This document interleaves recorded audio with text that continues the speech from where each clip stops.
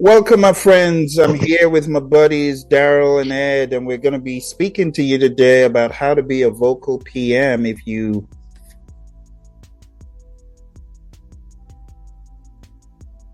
have nothing to say. How can you be a vocal PM? Now, let's break it down. What is a vocal PM?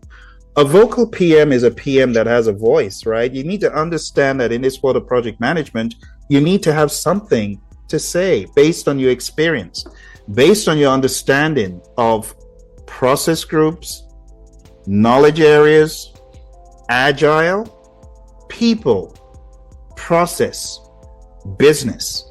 What you have to say as a project management professional is based on your understanding of EI, emotional intelligence, based on empathy, based on you understanding, okay, we've just had this really heated conversation. I see Daryl has been a little bit quiet. Let me ask Daryl. Daryl, what are you thinking? What do you have to add? So being a vocal PM is not just you being vocal for yourself.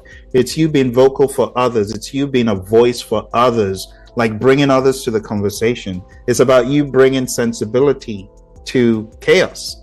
So for any project manager who wants to be vocal, it shows that maybe you're not vocal, maybe you're sidelined. That could also be a problem because this is a people business. So as a project manager, especially a project management professional, get the memo. You are meant to speak. What does it say? The project manager spends 70 to 90% of the time communicating. Now, when you speak, make sure you're speaking sense. Make sure you're speaking fact, not fiction, but also make sure you're speaking for others. Make sure you're bringing a sensibility of process, of order, of structure. Make sure that you're thinking of others and how they will feel. So, you have some vocal PMs, they're so brash, they might be trying to shut people down. That's not what we're talking about. We're talking about adding value. So my mantra is, if it's not valuable, don't do it. If it is valuable, do it. If being vocal is bringing some vocal value, then you want to do it. And you ask yourself, what value can I bring to the conversation?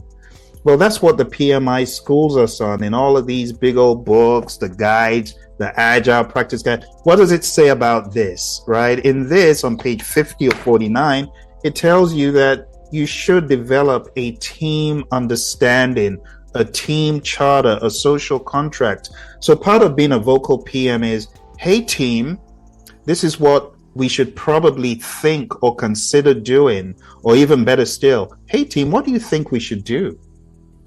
As opposed to just keeping quiet and let other people just talk without direction. You are bringing management to the project. That's why you're project manager, right? Project management. You're bringing management. What is management? Management is the administration of process, procedures, guidelines, and structure. And a lot of times, all we need is a little bit of structure.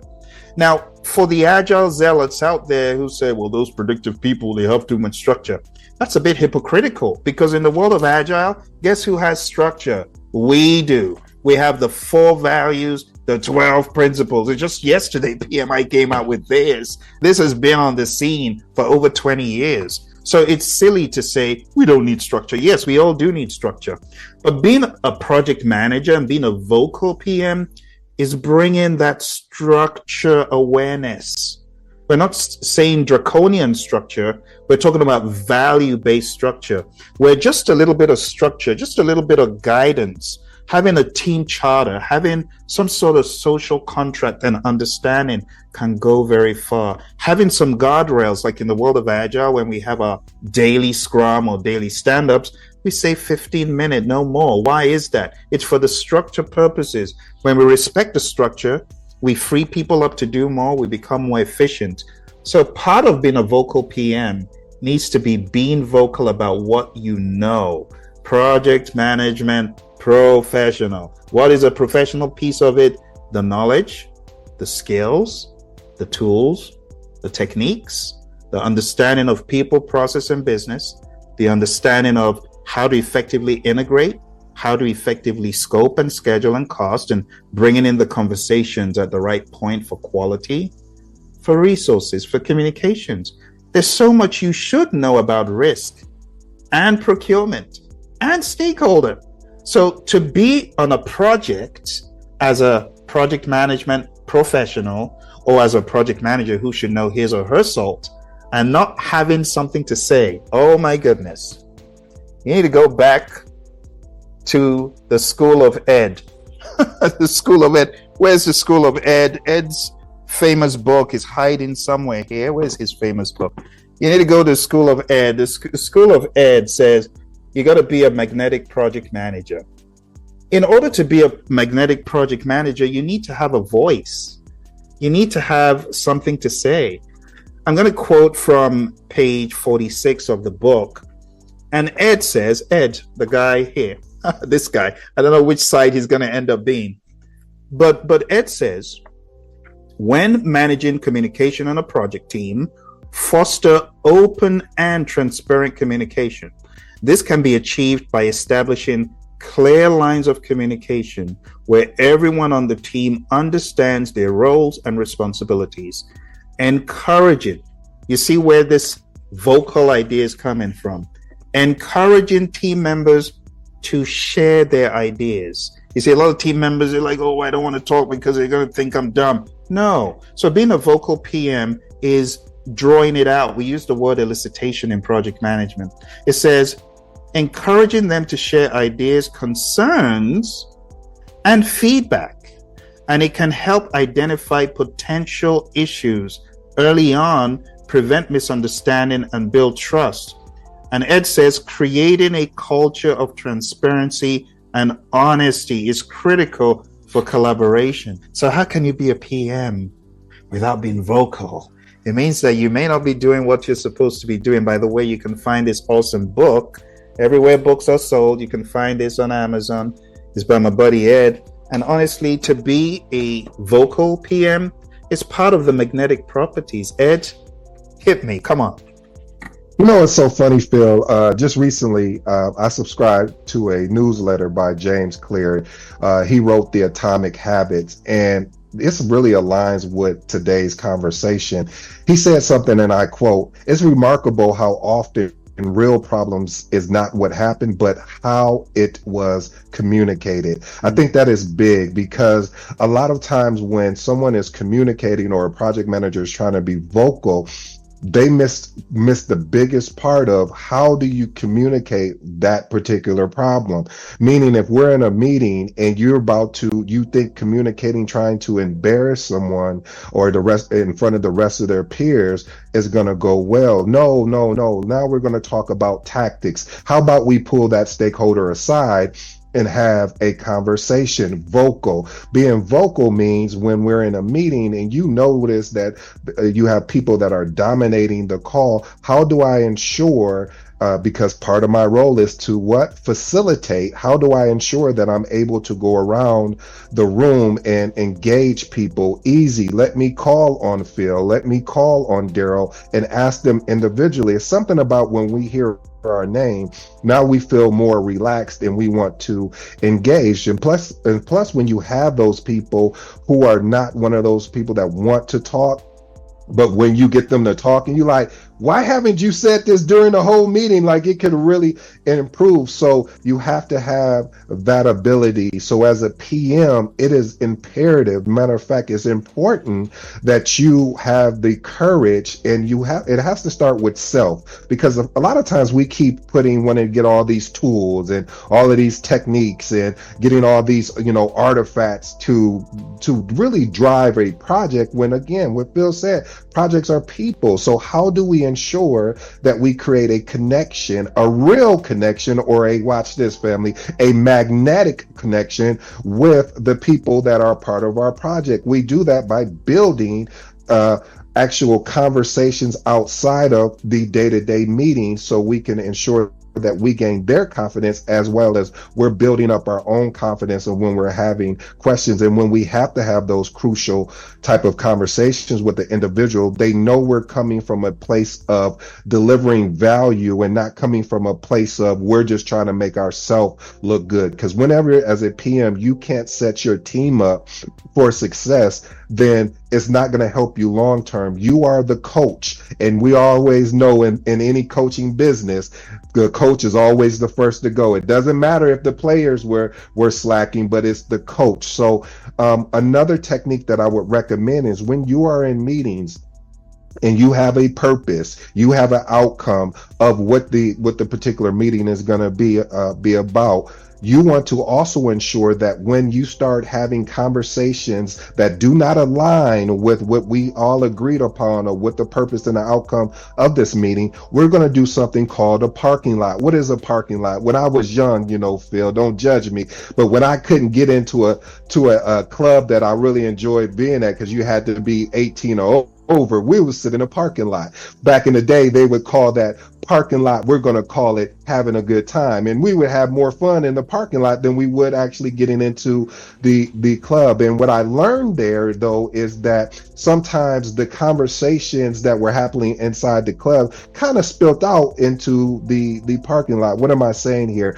This is when you're in meetings, you want to ensure you have an area called parking lot. What this does is that we want to show the stakeholder, yes, we think what you're saying is important. Matter of fact, it's probably stellar.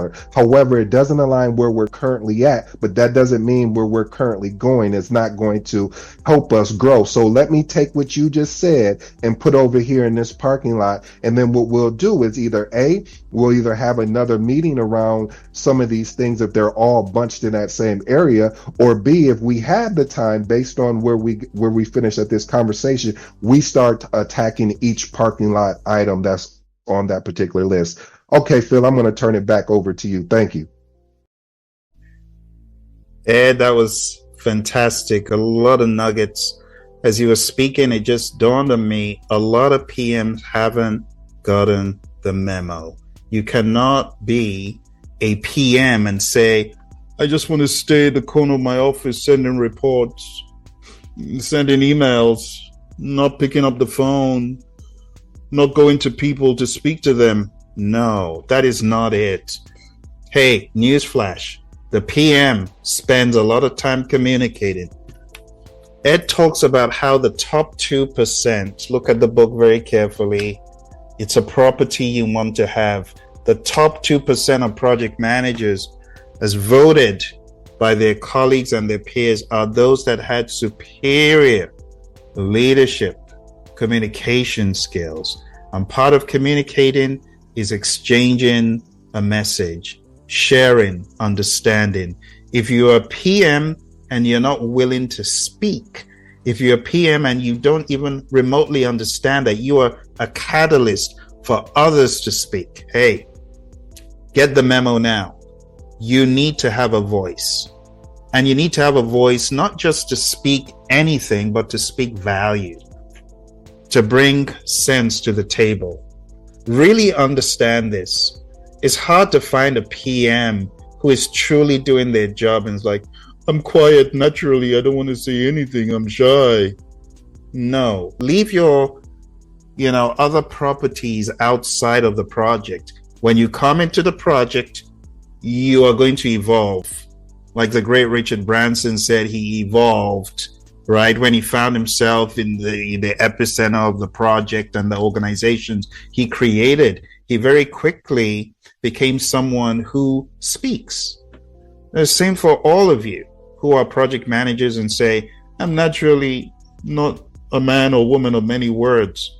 Well, maybe get off your high horse and how about becoming someone of multiple words, right? Of value. I'm not saying just blab, but I'm saying you got to overcome that inertia to speak because it is devaluing your projects. How many of you are project managers that at the office, you're a mouse, but when you get back home, all of the gripes come out? Now you don't have trouble speaking. I used to be like that. Don't be like that. Do your talking in the meeting, right? With respect, right? Like Ed is saying, if it's outside of context, let it be outside of context, but in a parking lot. But you got to develop this mindset of being vocal, being a voice for those that don't have it, being a voice to share the vision where people don't understand and everyone's keeping quiet. No one wants to be honest. I don't get the vision. I don't understand the requirement. I don't understand You got to be a voice. Daryl, we would love to hear from you, buddy. Speak to us, talk to us. How can someone who is generally not a vocal person be vocal in the job as a PM? Bill, I'm going to play devil's advocate with this situation, depending on how long we have in this conversation. The the way I see it is, as a project manager, project management is an art, and you have to master your craft in order for you to be a successful PM in any business or company you are with. However, with a PM that does not have anything to say, that may be self-induced because of society today. With specific words you can't say throughout the work environment. Like something new that came up, we can't say all hands anymore in the corporate world. Because that might be offensive to somebody, or using specific pronouns or gender. So as a person and as a human being, sometimes it's best not to say anything. However, you are right, and Ed's also right, that project management is a people business, and if you are able to provide that confidence in yourself to at least influence a better way of communicating, as in treating others with respect and giving the opportunity for others to speak without gaslighting, because we all gaslight today. We love gaslighting. That's today, and I get that from my 6-year-old, my 16-year-old daughter. But I'm learning as I go, and I'm learning as I go as a father, and I apply that to my career as well. So yeah, this is a tough one to dissect. It all depends on the room and in the environment you're in as a PM. Hope that answers your question. Very, very good food for thought. Hey, Daryl, I want to expand on that because you make a great point about the climate of conversation. Let's say that, a climate of conversation. And what I'm realizing is that it's one of those things too where you have to learn your audience. And how do you learn your audience is by developing relationships with these people outside of the day-to-day, meaning when you get a chance, a 10-minute quick conversation. Hey, how's things? How's the family? I know you got 2 sons. How are the 2 sons going? And trying to get a feel of, where they stand and things of that nature. So really the development of really building a relationship, and sometimes it is challenging. You did make some really solid points, and I really believe that the only way that you can grow from those is to learn. So you have to hopefully go into these conversations and build a rapport that lets people know what your intentions are. If I mistake or missay something, please correct me. But if you're correcting me to, I'm hoping you're correcting me to educate me, but not to really correct me to make me feel a certain way. Because I always tell people when I'm working with them, hey guys, I am not attacking you. I don't want you. This is not even, I shouldn't even use the word attack. I am judging the work that you're producing. So I know you're tied to the work, but I need you to separate the two, because the work at the end of the day is where we get what gets us to the finish line. So I say all that to say, you make a really solid point. And as I continue to develop as an individual and learning, as well as a project manager, there are certain things that you do have to adjust to, and you have to play towards, because if you don't, you could make some people feel uncomfortable, and you hope that you've done enough work on a project to let them know if there's something I've done or said that you could come talk to me on a one-on-one basis, and let's work through it. Because if we don't work through it, that means that all we do in life is we focus on the problem and we never put any energy on the solution because we've already burnt ourselves out with the problem.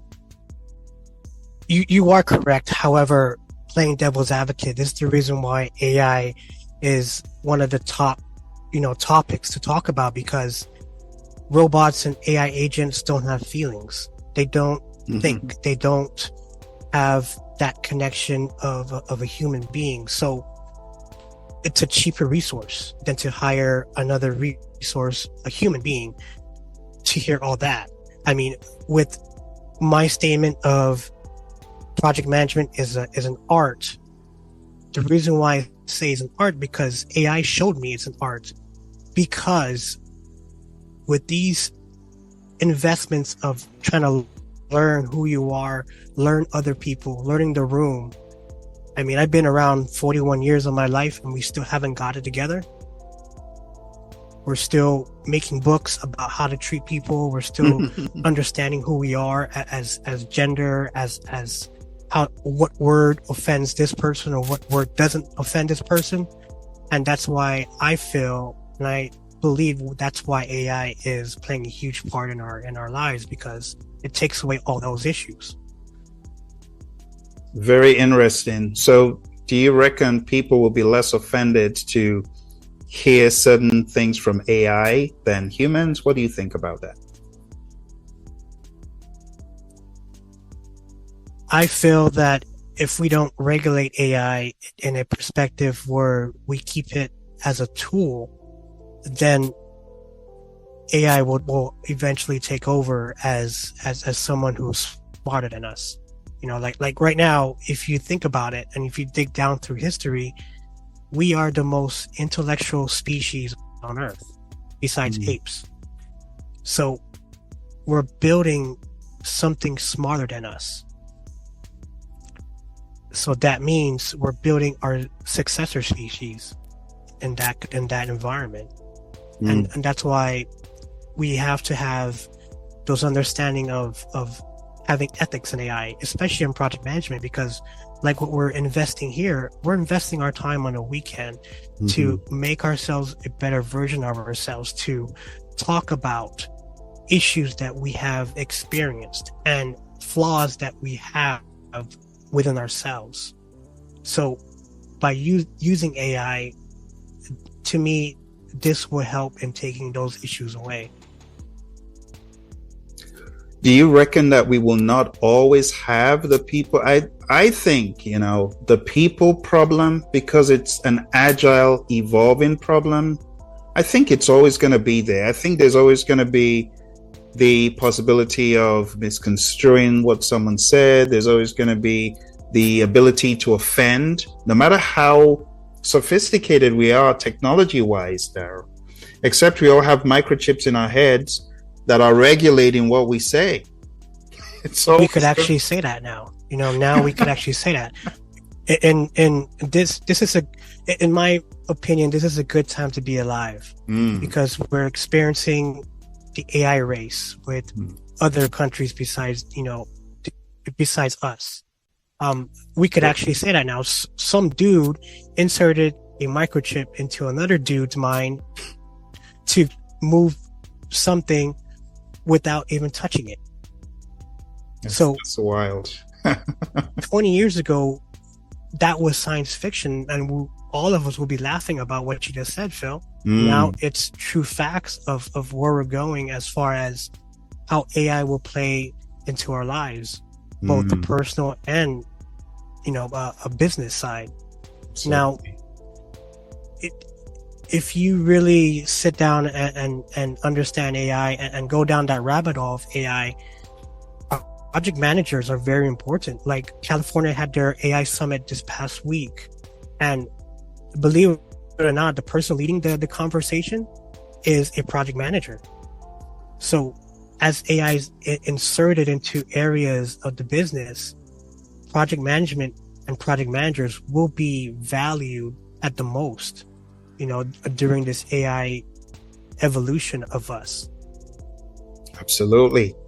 Well, for those who are just joining, you're hearing my buddy Daryl speaking about the world of AI and how it will affect things in the grand scheme. We also have Ed on the call. We're about to round up.